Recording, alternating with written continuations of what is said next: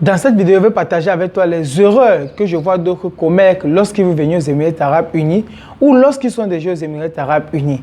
Alors, je t'invite à rester jusqu'à la fin et dis-moi dans les commentaires si tu te retrouves dans une de ces erreurs. Salut, moi c'est Aurélien Yemi, bienvenue sur ma chaîne. Ici, je parle des réalités des Émirats Arabes. Alors, si tu es passionné ou intéressé par les Émirats Arabes Unis, je t'invite à faire deux choses.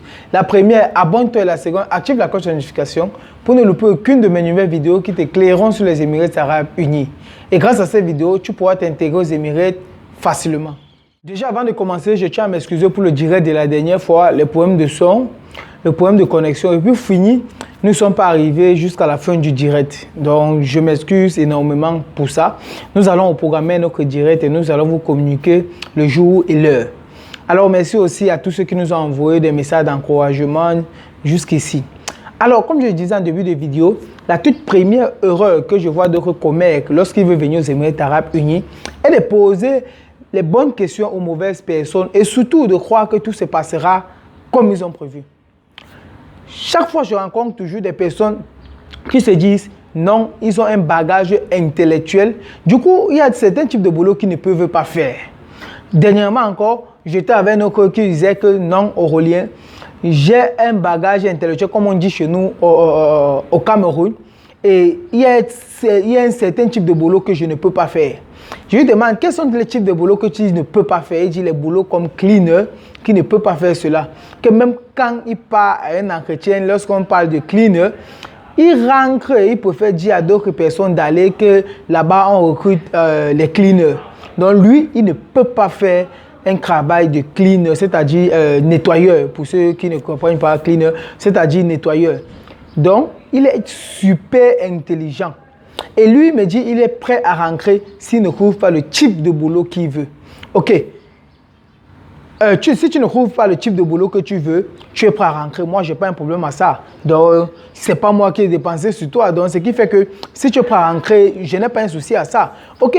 Pour une autre suite est que le type de boulot que tu veux, est-ce que tu es prêt alors à payer ou du moins, qu'est-ce que tu es prêt à sacrifier pour obtenir ce type de boulot?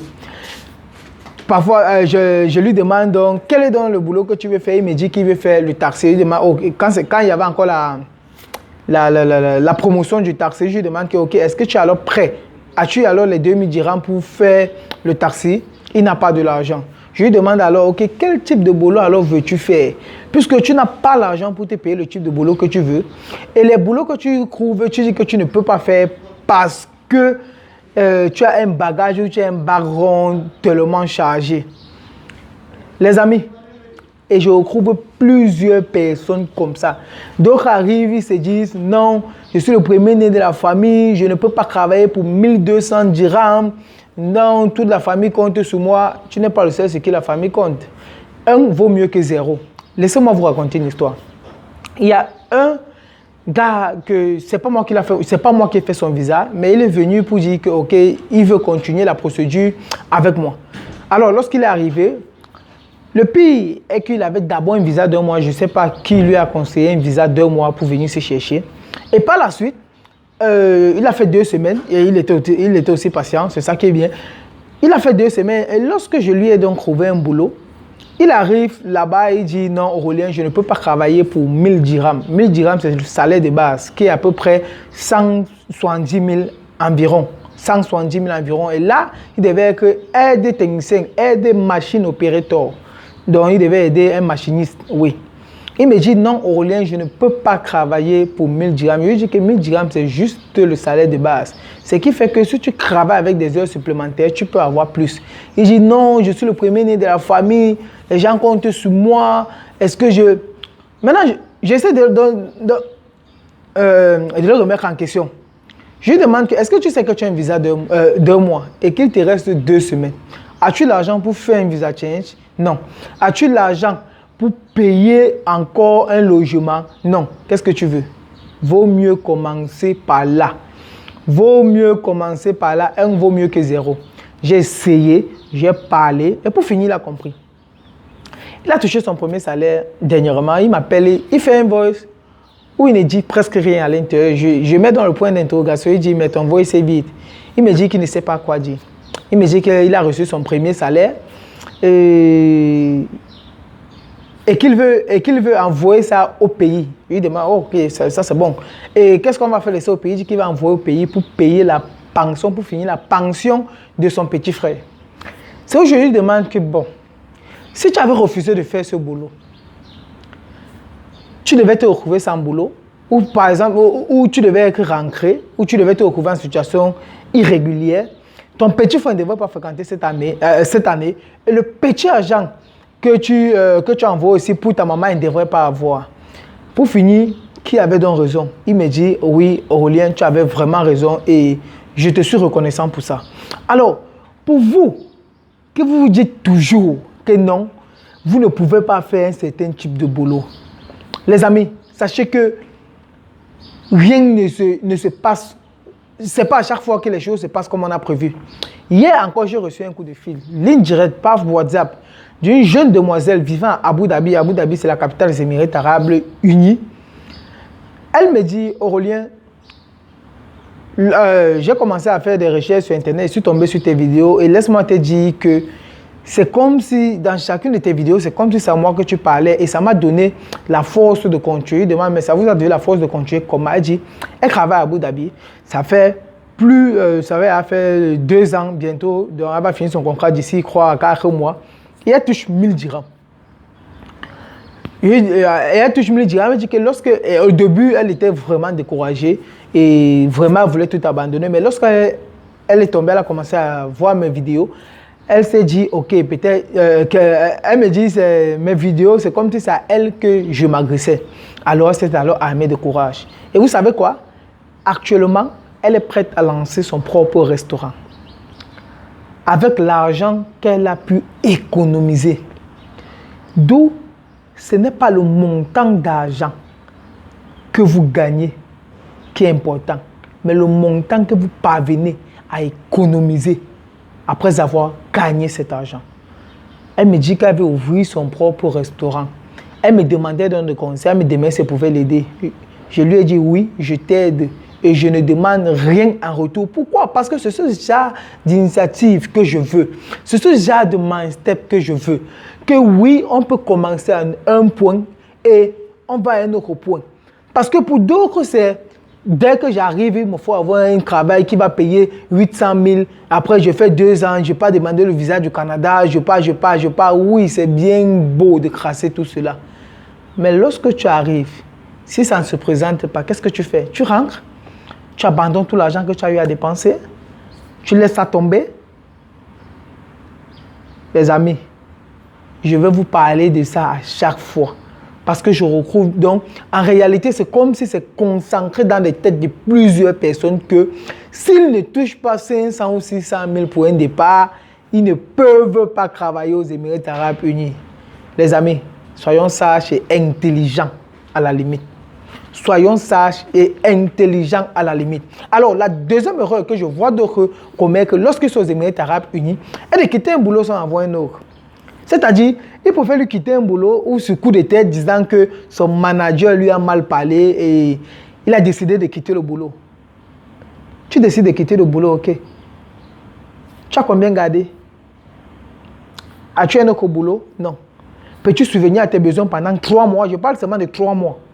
Peux-tu te payer un visa change? Non. Mais tu te permets de dire que ton manager t'a mal parlé. Et du coup, tu as toi laissé le boulot. Moi, j'ai eu un manager, je cherche le mot qu'il peut dire en réalité. J'ai eu un manager, c'est-à-dire, tu dors, parfois je dormais, je rêvais de lui. S'il voulait, quand il commençait à bavarder, même à 1 kilomètre, vous pouvez savoir que oui. Dans l'entreprise, on savait déjà que c'est le seul manager que quand il arrivait presque chaque matin, il doit trouver quelque chose pour bavarder. Et chez lui, vous êtes censé travailler tous les jours, même ton jour de repos qui était le vendredi, tu es censé, tu ne travailles pas le vendredi, le samedi lorsqu'il vient, il te gronde bien. Tu te demandes, mais attends, je suis un esclave ou quoi? Mais je pouvais bien me dire, je dois laisser ce boulot, mais je ne l'ai pas fait. Parce que quand j'essayais de voir combien de temps pourrais-je suivre, si vous m'appelez ça comme ça là, combien de temps pourrais-je suivre avec le peu d'argent? Parce qu'au début là même, je n'avais rien garder en réalité. Je me disais, où est-ce que je vais? Mais grâce à lui, il m'a aidé quand même, d'une part, parce que grâce à lui, aujourd'hui, je peux travailler sous pression. Du moins, je travaille sous pression. Je connais ce que c'est que la pression. Lui, avec lui, lorsque tu manquais même le boulot un jour comme ça, là, il démarre la voiture, il vient te chercher. Il ne vient pas te demander qu'est-ce qui ne va pas. Il te dit, habille-toi, entre dans la voiture et suis-moi. Et il va avec toi directement à l'entreprise. Tu es là pour travailler. Je dis, ça a été des moments tellement difficiles. D'autres disent que les boulots sont difficiles. Les amis, laissez-moi vous dire qu'on portait des portes de 90 kilos, 2 personnes. Imaginez-vous, quelqu'un qui n'a jamais fait ce type de boulot, se retrouve dans ce type de boulot ici. Les portes de 90 kilos, parfois je me couchais comme ça. Je sentais que tout le corps n'allait pas. Tout passait dans ma tête. J'abandonne, je fais comment? Mais je me suis dit, si ça doit être mon point de départ, je suis prêt à endurer et à accepter. Ça, c'est le prix que je dois payer peut-être. Et je suis prêt à payer ce prix. Et j'ai donc payé ce prix, les amis. La question donc que tu dois te poser, c'est quel est le prix à payer pour obtenir ce que tu veux. Parce que nombreux disent que non, je veux être riche, je veux avoir un salaire, tel salaire, je veux. Oui, mais il faut bien commencer quelque part. Si ce que tu t'es mis, si l'objectif que tu t'es mis est très haut, si par exemple tu veux un salaire de 500 000 et que tu trouves un salaire de 200 000, qu'est-ce que tu fais? Tu refuses? Est-ce que tu sais qu'avec un salaire de 200 000, 10 mois après, 2 millions sont passés dans ta main? 2 millions de francs CFA. Si on prend 20 mois, ça fait 4 millions de francs CFA. Qu'as-tu fait de 4 millions, ou du moins, veux-tu laisser les 4 millions comme ça parce que tu te dis, tu n'es pas fait pour certains types de boulot? Je vais toujours insister là-dessus parce que je retrouve toujours des gens qui ont toujours ça en tête. Mais, et je suis aussi fier que d'autres écoutent et mettent en pratique ce que je dis. Et ils sont satisfaits des résultats. Ils sont satisfaits. Les débuts, tout début n'est pas facile en réalité. Tout début n'est pas facile. Donc arrêtons un peu avec le j'ai un peu, j'ai ceci, j'ai cela, donc je ne peux pas faire un certain type de boulot. Donc arrêtons un peu vraiment avec ça. Arrêtons un peu avec ce type de pensée. Alors, la troisième erreur que je vois d'autres commettre est d'écouter n'importe qui sans filtrer les informations lorsqu'ils reçoivent, lorsqu'ils sont aux Émirats Arabes Unis.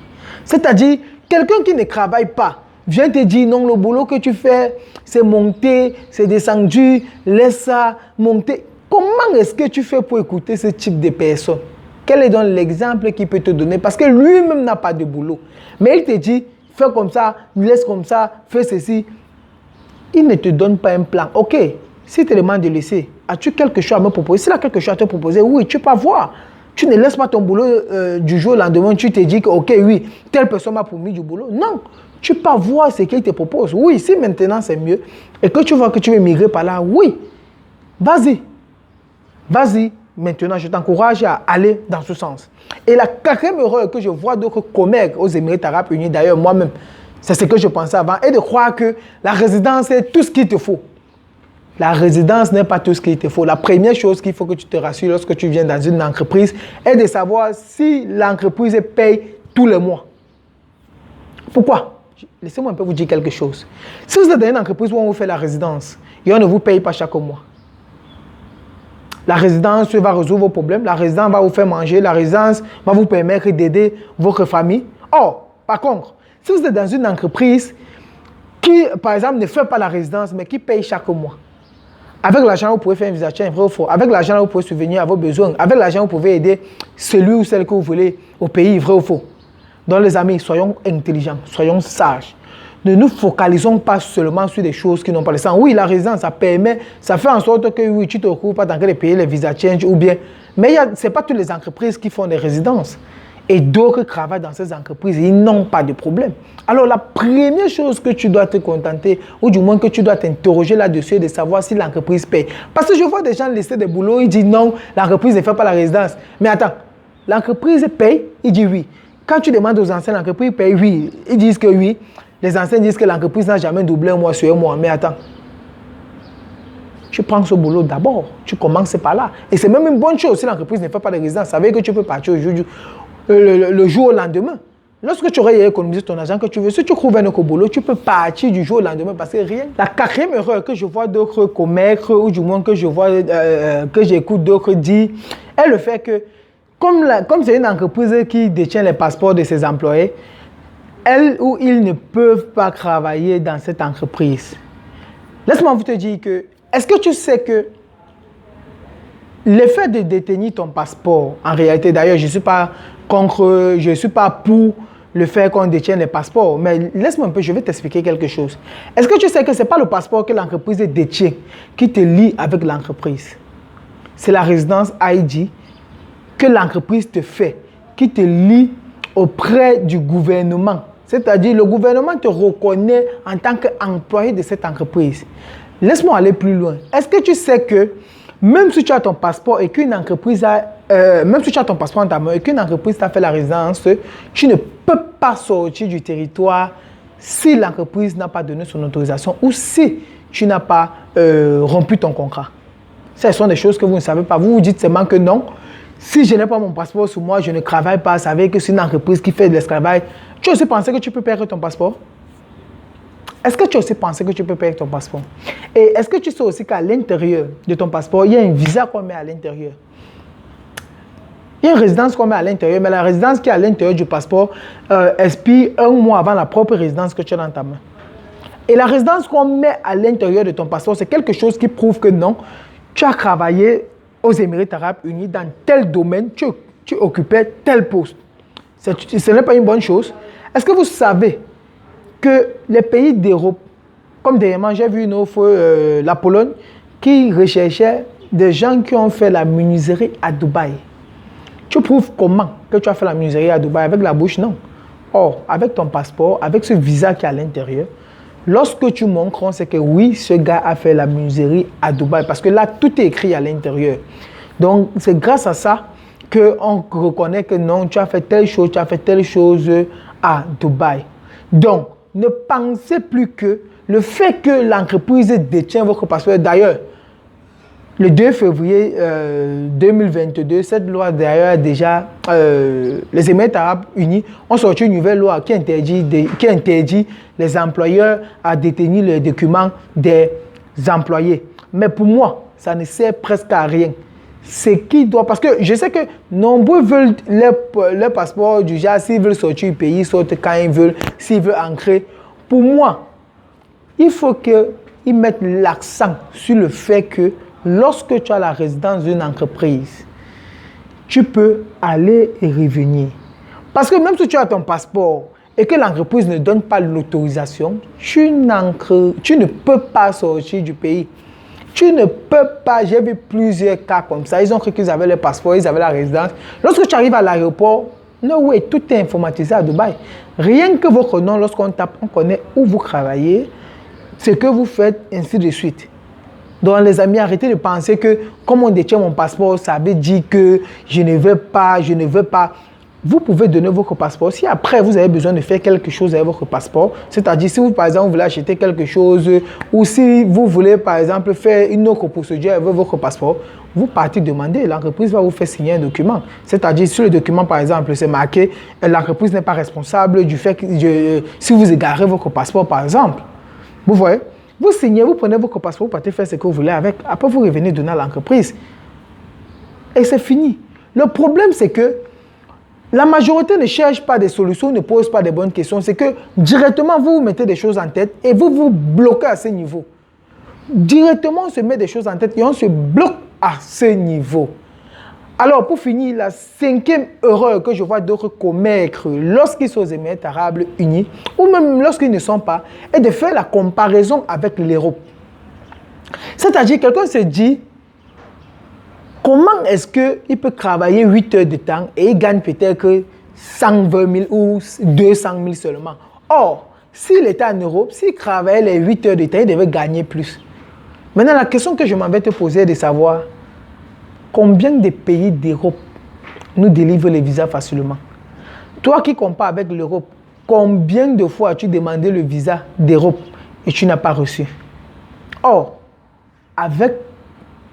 obtenir le visa des Émirats Arabes Unis est très facile. Et maintenant, la deuxième question que je vais te poser est que est-ce que le même montant que tu vas dépenser pour venir aux Émirats Arabes Unis sera le même montant que tu vas dépenser pour aller en Europe? Maintenant, pour clore, est-ce que l'Europe et le Golfe ou les Émirats Arabes Unis ont le même système? Il ne faut pas confondre.